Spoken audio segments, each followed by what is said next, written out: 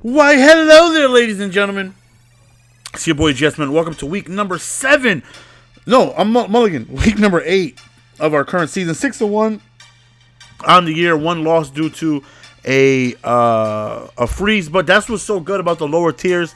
If I got that freeze in all Madden first string, I would have been unable to get a first round bye, which I could care less. I just want the packs, that contain the seasoned veteran.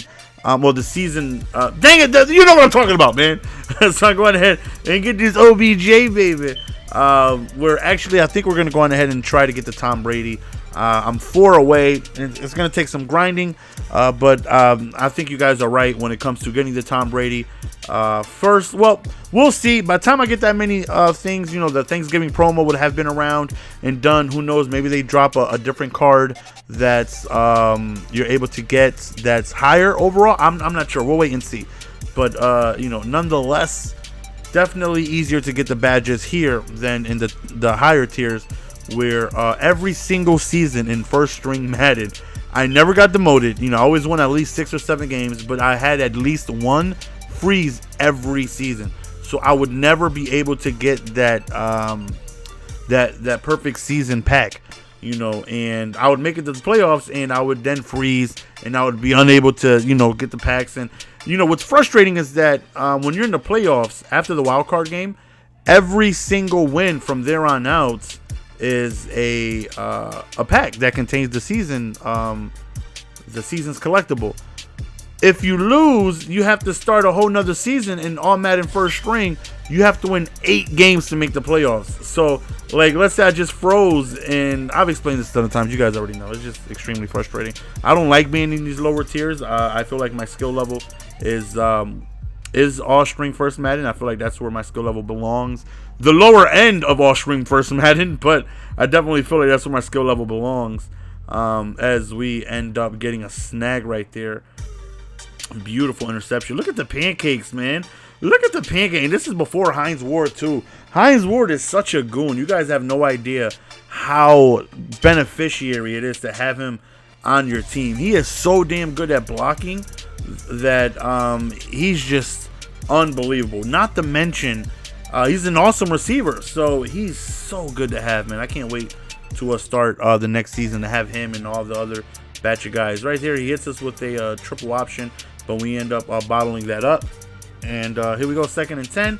Right here, he rolls out right here, looking for somebody to throw. Throws it right at us, and don't test the user. He is so disrespectful, though, as we end up coming up with the interception. Look at X wide open. What the hell is wrong? See, that lets you know I have tunnel vision. X was booty butthole naked. Why is that a term in Madden? Can anybody tell me? Am I the only one that says that? No, other people say that too, right? I can't be the only one. We're kicking that from the 43-yard line thanks to the wind being in our favor, and we able to sink that with ease.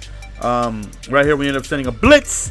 And again, this is pre-patch, so those blitzes still coming screaming.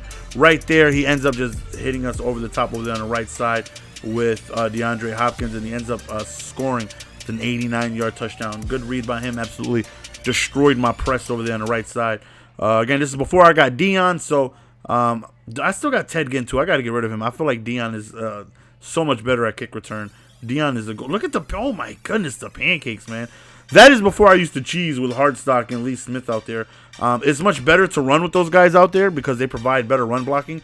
But it's easy to see when I'm running the ball. If I see somebody with Lee Smith and Hardstock over there on the left side, I'm pretty sure you're probably going to run to the left. But if you see Sterling Sharp and Hines Ward out there, you're not expecting it. And then I hit you with this inside zone and I run out there. And next thing you know, your guys are on the floor not knowing what the hell happened. 3rd and 6 right here. Nice little sideline right there to 99. OBJ. Do you guys feel like, what are your guys, I would love to know. What are your guys' top 3 moves of getting by somebody? The double juke is extremely powerful. The spin has been nerfed disgustingly bad. What do you guys do to get by defenders?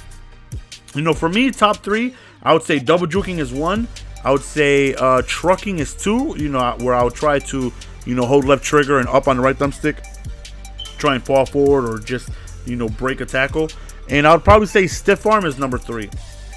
I mean, stiff arm doesn't really break tackles, but every once in a while you get that animation where you are you're stiff arming them for like an extra 7 yards upfield. Like, what do you guys do to get by the defender? I would love to know. Like, I don't really back juke like that at all. I don't really precision juke. I don't really just juke one time, like just to the left real quickly. You know, it's either like right here, another double juke. Double juking is just so effective. I'm pretty sure that's everybody's number one. Or, you know, maybe some people prefer, you know, trucking. Maybe they figured out how to do it and I don't. I don't know. Doesn't typically work for me like that. But, yeah, I'm really curious. I would love to know your guys' top 3 ways of getting by a defender. So 20-7, again, this right here guarantees us a pack, and we go into the playoffs with the bye. And the next 3 games, if we win those are 3 more packs. So those are essential to getting to OBJ. At the time, we were on the hunt for OBJ. Now, you know, we're gonna get Brady, even though, you know, we're gonna lose out on coins because OBJ is worth still 1.8 right now. If I got him, I'll be able to sell him. But, you know, you guys all right? We already have OBJ. Speaking of bag, I never bagged you. When the... Oh, snap. I swear on everything I love, I did not know that was coming up. This game was done like 2 weeks ago. I do not remember me bagged you. Oh, snap. Look at that. I just so happened to bring up getting by defenders and say I never really bagged you. And then I hit somebody with a bag juke, and I broke like 2 tackles. I need a bag juke more often, man. But as you guys can see, the video's coming to an end, man. Hopefully you guys enjoyed. We're going to go on ahead and I think we're going to upload our playoff game next, the next game, which is is it the divisional game, then conference? I don't know. I always get confused, man. I don't know the order. I just know it's the playoffs, damn it. Love each and every single one of you guys, man. Again, the support has been surreal, man. Our subscribers have jumped up daily, astronomical. Our views have gone up crazily. Our minutes to watch, which is very important to me, has gone through the roof. You guys are watching majority of the video more often than not, and that just lets me know that you guys enjoy, you know, the entire video, not just checking out and then leaving. Really means a lot, man. Thank you guys. Love you guys. It's your boy Jess. We're gonna go on and sign out. Peace.